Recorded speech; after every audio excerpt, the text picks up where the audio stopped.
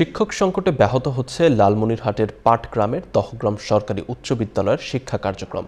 ৫১৪ শিক্ষার্থীর বিপরীতে কর্মরত আছেন মাত্র একজন শিক্ষক।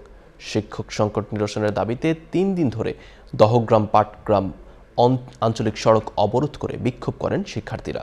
রবিউল হাসানের তথ্যচিত্রে ডেস্ক রিপোর্ট। মাত্র একজন শিক্ষক দিয়ে চলছে একটি উচ্চ বিদ্যালয়, যেখানে শিক্ষার্থীর সংখ্যা ৫১৪ জন। শুনতে অবাক লাগলেও লালমনিরহাটের পাটগ্রামের দহগ্রাম সরকারি উচ্চ বিদ্যালয়ের এখন এমনই অবস্থা। শিক্ষক সংকটে পাঠদান, পরীক্ষা, খাতা মূল্যায়ন ও প্রশাসনিক কার্যক্রম ব্যাহত হচ্ছে। সবচেয়ে বেশি ক্ষতির মুখে এসএসসি পরীক্ষার্থীরা।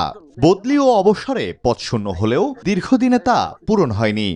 শিক্ষক আসা ওই লালমনিরহাট পর্যন্ত আসে, এই দহগ্রামে আসি খালি জয়েন করার পরে আবার চলে যায়। এই পরিস্থিতি অবসান ঘটানোর জন্য দ্রুত শিক্ষা মন্ত্রণালয় থেকে এর সাথে সংশ্লিষ্ট সবারই কাজ করা উচিত। এদিকে শিক্ষকের দাবিতে ৩ দিন ধরে ক্লাস বর্জন করে সড়ক অবরোধ ও বিক্ষোভ করছেন শিক্ষার্থীরা।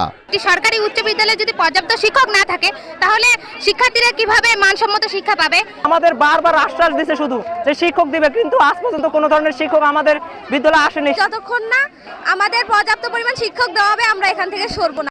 একাধিকবার ঊর্ধ্বতন কর্তৃপক্ষকে জানানো হলেও এখনো কার্যকর ব্যবস্থা নেওয়া হয়নি বলে অভিযোগ ভারপ্রাপ্ত প্রধান শিক্ষকের। পদ্মা সেতু, মেট্রো রেল এবং এলিভেটেড এক্সপ্রেসওয়ে নির্মাণের গর্বিত অংশীদার বসুন্ধরা সিমেন্ট।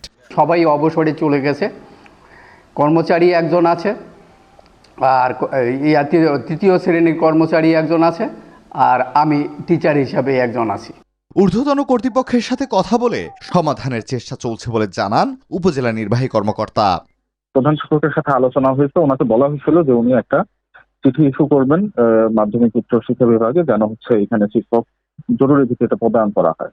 ১৯৭৫ সালে প্রতিষ্ঠিত বিদ্যালয়টি ২০১৩ সালে সরকারিকরণ করা হয়। Desk report, news 24।